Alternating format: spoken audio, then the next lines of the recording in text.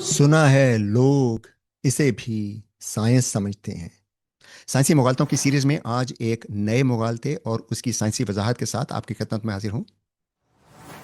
आज हम बात करेंगे एक ऐसे मुगालते की जो हाल ही में बहुत मकबूल हो रहा है, और वो क्रिएशनिस्ट हजरात का ये दावा है कि इंसान और चिंपैंजी के डीएनए में इस कदर मुमासलत नहीं है जिस कदर मुमासलत साइंसदान कहते हैं।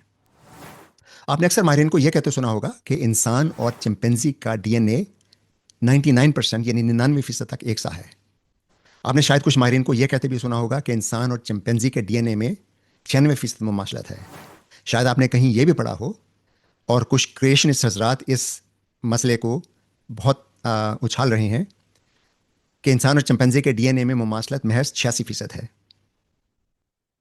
क्रिएशनिस्ट हजरात इस किस्म के शुमारियात से यह साबित करने की कोशिश करते हैं कि इंसान और चिंपैंजी में कोई इर्तिकाई रिश्ता नहीं है, जबकि साइंसदानों का दावा यह है कि इंसान और चिंपैंजी एक दूसरे के करीबी इर्तकाई कजन्स हैं, जिनके अजदाद महज 7 मिलियन यानी 70 लाख साल पहले मुश्तरका थे।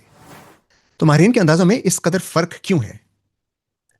मुख्तलिफ अनवा के डीएनए का मुआजना इस कदर आसान नहीं है जिस कदर बादियों नज़र में मालूम होता है।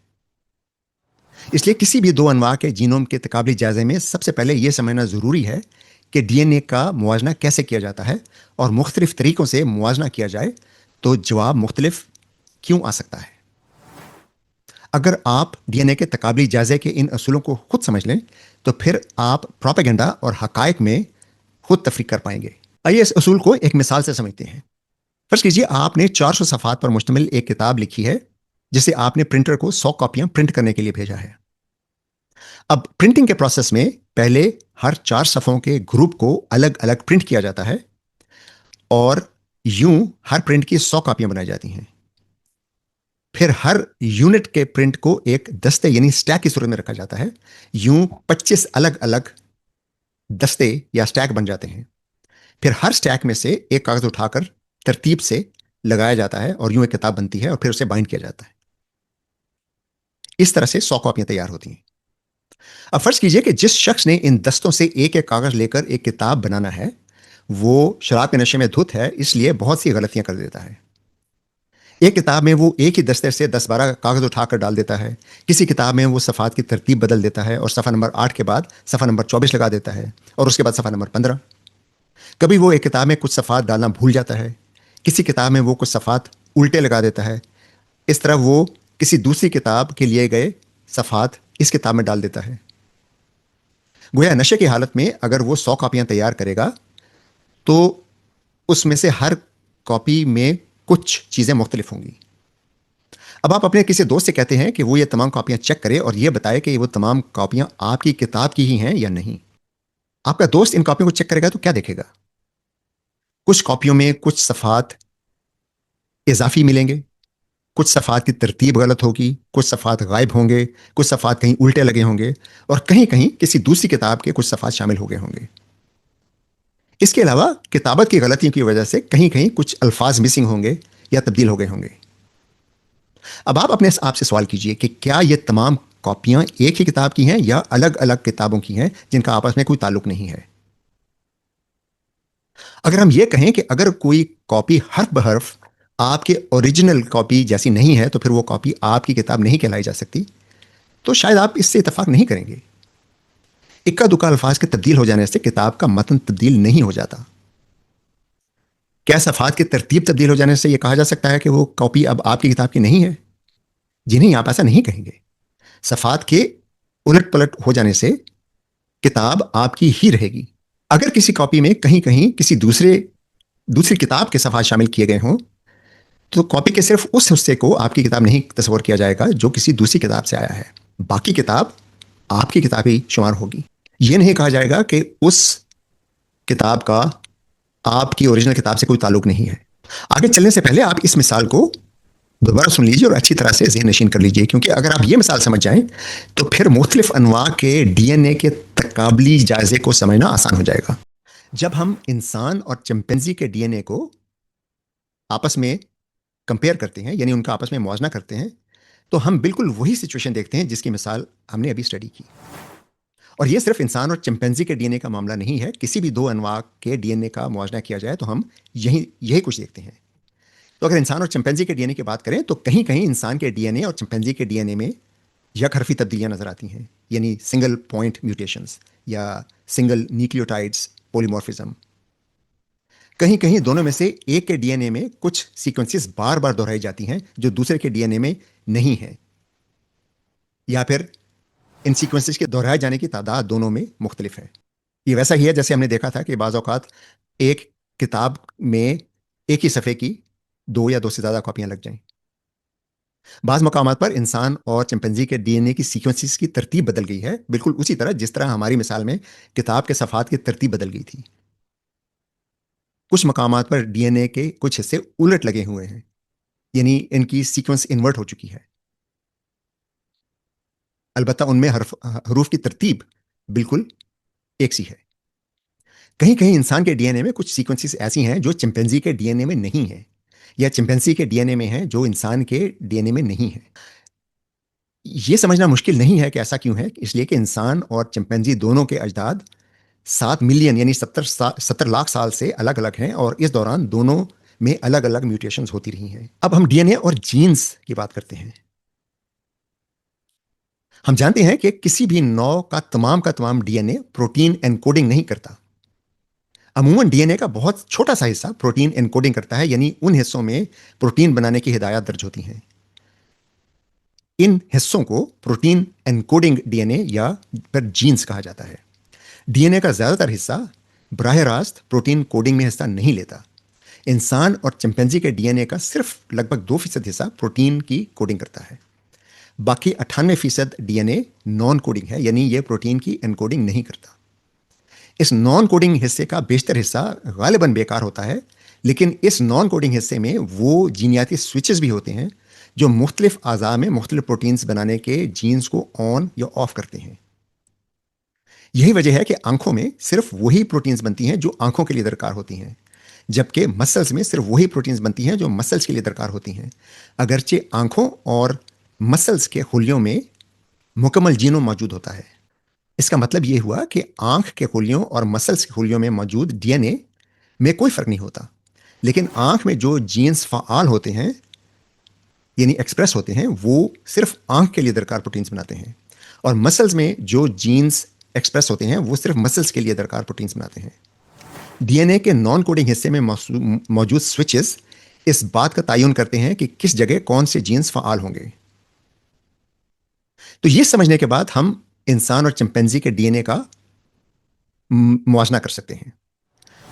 अगर हम इंसान और चिंपैंजी के डीएनए के प्रोटीन एनकोडिंग हिस्सों का मुआवजा करें तो प्रोटीन एनकोडिंग डीएनए में इंसान और चिंपैंजी के डीएनए में 99% से ज़्यादा मुमासलत पाई जाती है।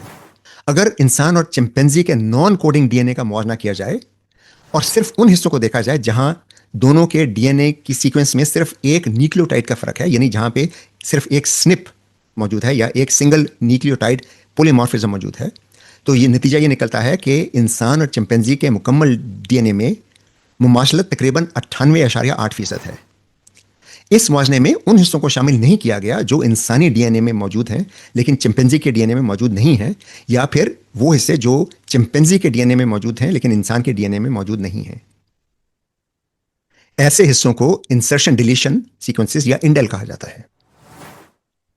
हमने पहले देखा था कि ये ऐसा ही है जैसे किताब की मिसाल में किसी दूसरी किताब के कुछ सफ़ात शामिल हो जाएं जिसे इंसर्शन कहा जाता है, या कुछ सफ़ात शामिल होने से रह जाएं जिसे डिलीशन कहा जाता है। अगर इंसान और चिंपैंजी के डीएनए के इस मुआवजे में इंसर्शन डिलीशन को भी शामिल किया जाए तो इंसान और चिंपैंजी के डीएनए में मुमासलत 96% के करीब है। डीएनए में म्यूटेशंस कमोबेश उन तमाम तरीकों से हो सकती है जिनका जिक्र हमने इस आर्टिकल के शुरू में किया था। मिसाल के तौर पर बहुत से जीन्स ऐसे हैं जिनके हमारे डीएनए में सिर्फ एक ही कॉपी नहीं है बल्कि उसकी बहुत सी कॉपियां मौजूद हैं। गोया बहुत सी जगहों पर जीन डुप्लीकेशन के प्रोसेसेस देखे जा सकते हैं। इन हिस्सों में हम ये देखते हैं कि अगर इंसान के डीएनए में किसी जीन की 18 कॉपियां मौजूद हैं और चिंपैंजी के डीएनए में 14 कॉपियां हैं, तो क्या इन कॉपियों में फ़र्क को डीएनए में मुमासलत से खारिज कर दिया जाएगा या नहीं? ये ज़हन में रखिए कि जीन्स का काम प्रोटीन बनाना है और अगर एक जीन की 16 कापियां हो या 18 कापियां हो या 2 कापियां हो तो उनसे प्रोटीन वही बनेगी जो सिर्फ एक कॉपी से बनती है। इसलिए साइंसदान आमतौर पर जीन डुप्लीकेशन की मुमासलत को एक ही शुमार करते हैं। गोया अगर एक नौ में किसी जीन की 4 कापियां हैं, दूसरी नौ में 18 कापियां हैं, तो इसे इन दोनों में फ़र्क नहीं कहा जाएगा, क्योंकि दोनों के डीएनए में एक ही किस्म के जीन्स मौजूद हैं। कॉपियों की तादाद में फ़र्क को मुमासलत ही समझा जाता है, उसे फ़र्क नहीं समझा जाता। इसी तरह अगर डीएनए का कुछ हिस्सा एक नौ के डीएनए में दाएं से बाएं तरफ जा रहा है और दूसरी नौ में एन वही सीक्वेंस बाएं से दाएं तरफ जा रही है, यानी दोनों में से एक डीएनए में उस सीक्वेंस की इन्वर्जन मौजूद है, तो क्या ऐसी इन्वर्जन को मुमासलत कहा जाएगा या इसे इख्तलाफ कहा जाएगा? अगर ये इन्वर्जन डीएनए के नॉन कोडिंग हिस्से में है तो इस तब्दीली से मजमूई तौर पर उस नौ पर कोई फर्क नहीं पड़ेगा। अलबत्ता अगर ये इन्वर्जन कोडिंग डीएनए में है, यानी उन हिस्सों में है जहां पे प्रोटीन की एनकोडिंग होती है, तब इनसे बनने वाली प्रोटीन्स मुख्तलिफ होंगी और अब इसे मुख्तलिफ डीएनए समझा जाएगा, कम से कम उन जीन्स को मुख्तलिफ समझा जाएगा। लेकिन चूंकि इंसान और चिंपैंजी के डीएनए का 98% हिस्सा नॉन कोडिंग है, इसलिए ज्यादा इम्कान यही है कि इस किस्म की इन्वर्जन जहां देखी जाती है वो हिस्सा नॉन कोडिंग हिस्से में ही पाया जाएगा। साइंसदान नॉन कोडिंग हिस्से में इन्वर्जन को बड़ी तब्दीली नहीं करार देते, लेकिन बदकिस्मती से हमारे क्रिएशनिस्ट हजरात ऐसी तब्दीलियों को बहुत बढ़ा चढ़ाकर बयान करते हैं और यह जाहिर करते हैं कि इंसान और चिंपैंजी के डीएनए में फर्क बहुत ज्यादा है। तो हमने देखा कि डीएनए का तकाबली जायजा कोई आसान काम नहीं है, यह बहुत पेचीदा काम है। कुछ माहिरीन 2 अनवा के डीएनए का तकाबली जायजा करते हैं तो वो पहले से यह वाज़ेह कर देते हैं कि वो कौन सा मयार इस्तेमाल कर रहे होंगे। चनाचे वो मुमाशलत की ऐसी शरह कैलकुलेट कर सकते हैं जिसका जवाब दूसरे माहिरीन के जवाब से बिल्कुल मुख्तलिफ हो। जब तक पहले से यह तय न कर लिया जाए कि मुमाशलत के लिए क्या शराइत रखी जाएंगी और फिर तमाम शुरका और तमाम माहिरीन एन उन्हीं शराइत को मद्देनजर रखकर दोनों डाटा बेसिस का मुआजना करें, तब तक उनके जवाबात काबिल एतमाद नहीं होंगे। इसकी एक मिसाल अगर मैं आपको दूं तो अगर हम अपने घर की पैमाइश के लिए 3 मुख्तलिफ माहिरीन को बुलाते हैं और एक माहिर बरामदे के रकबे को भी घर में शामिल कर लेता है, दूसरा बरामदे के रकबे को घर में शामिल नहीं करता, तीसरा गैराज को भी घर का हिस्सा समझ लेता है, तो अब तीनों की पैमाइश मुख्तलिफ होगी, लेकिन चूंकि उन्होंने जो पैमाना इस्तेमाल किया वो भी मुख्तलिफ होगा, इसलिए इसका मतलब ये नहीं होगा कि ये तीनों पैमाइशें एक घर की नहीं हैं। हम पहले ये देखेंगे कि इन तीनों ने पैमाइश के लिए एक ही पैमाना इस्तेमाल किया या नहीं किया। तो मुझे उम्मीद है कि अब आप पर यह वाज़ेह हो गया होगा कि जब क्रिएशनिस्ट हजरात बहुत पुरजोश होकर यह ऐलान करते हैं कि इंसान और चिंपैंजी के डीएनए में मुमासलत सिर्फ 86% है, तो वो वही स्टैंडर्ड इस्तेमाल नहीं कर रहे होते जो बायोलॉजिस्ट और जीनियाती साइंसदान करते हैं जब वो इन दोनों के मुआवजे का नतीजा 98% या 99% बताते हैं, क्योंकि माहिरीन उस वक्त सिर्फ कोडिंग हिस्से का मुआवजा कर रहे होते हैं। क्रिएशन हजरात शायद ये भूल जाते हैं कि अगर वो मुख्तलिफ स्टैंडर्ड इस्तेमाल करते हैं और चिंपैंजी और इंसान के डीएनए में इख्तलाफ को 86% बतलाते हैं, तो फिर इल्मी दयानतदारी का तकाजा यह है कि उन्हें हर जगह यही स्टैंडर्ड इस्तेमाल करना होगा। फिर वो ये दावा भी नहीं कर सकते कि तमाम इंसानों का डीएनए 99.9% एक सा है, क्योंकि ये बयान वो स्टैंडर्ड इस्तेमाल कर रहा है जो जीनियाती साइंसदान इस्तेमाल करते हैं, यानी यहां सिर्फ कोडिंग डीएनए का मुआवजा किया जा रहा है। फिर हमारे क्रिएशनिस्ट हजरात को यह भी तस्लीम करना होगा कि मुख्तलिफ इंसानों के डीएनए में मुमासलत 94% के करीब है, 99.9% नहीं है, क्योंकि अगर हम सिर्फ कोडिंग डीएनए का मुआवजा करने के बजाय पूरे के पूरे जीनोम का मुआवजा करें जिनमें से 98% नॉन कोडिंग है, तो मुख्तलिफ इंसानों में 94% मुमासलत नजर आती है। अगर हम ये स्टैंडर्ड इस्तेमाल करें तो फिर यह भी मुमकिन है कि किसी शख्स और उसकी औलाद के डीएनए में भी फर्क 3 से 4% तक हो, क्योंकि जीन इन्वर्जन एक नस्ल में भी हो सकता है। तो क्या इस सूरत में बाप और बेटे को अलग अलग स्पीशीज करार दिया जाएगा? इसके अलावा क्रिएशनिस्ट हजरात ये बात बताना भी भूल जाते हैं कि अगर हम तमाम अनवा के डीएनए का मुआवजा एन उसी स्टैंडर्ड से करें जिस स्टैंडर्ड से इंसान और चिंपैंजी के डीएनए में मुमासलत 86% नज़र आती है, और इस स्टैंडर्ड की बिना पर तमाम अनवा के डीएनए के मुआवजे से एक लाइफ ट्री बनाएं जिसमें तमाम अनवा का इर्तिकाई रिश्ता दिखाया जाए, तो इस तरीके से जो लाइफ ट्री बनेगा वो एन वही लाइफ ट्री होगा जो साइंसदान साइंसी स्टैंडर्ड इस्तेमाल करते हुए तश्कील देते हैं। इस वक्त जो लाइफ ट्री बनाया जाता है वो सिर्फ कोडिंग डीएनए के मुआवजे से बनाया जाता है, लेकिन अगर हम नॉन कोडिंग डीएनए के मुआवजे से लाइफ ट्री बनाएं तब भी एन वही लाइफ ट्री बनेगा, क्योंकि अब हमने स्टैंडर्ड मुख्तलिफ कर लिया है। गोया इस सूरत में भी डाटा यही दिखाएगा कि इंसान और चिंपैंजी एक दूसरे के इंतहाई करीबी कज़न्स हैं। चुनांचे आपने देखा कि जब क्रिएशनिस्ट हजरात ये दावा करते हैं कि इंसान और चिंपैंजी के डीएनए में मुमासलत 99% या 98% नहीं है बल्कि महज 86% है, तो वो आपको ये बताना भूल जाते हैं कि वो एक मुख्तलिफ स्टैंडर्ड इस्तेमाल कर रहे होते हैं। और अगर उसी स्टैंडर्ड से तमाम जानवरों का मुआवजा किया जाए तो हमें फिर यही मिलेगा कि इंसान और चिंपैंजी एक दूसरे के करीब तरीन इर्तिकाई कज़न्स हैं। आइंदा किसी और साइंसी मुगालते और उसकी साइंसी वजाहत के साथ आपकी खिदमत में फिर हाजिर होंगे। इजाज़त दीजिए। शुक्रिया।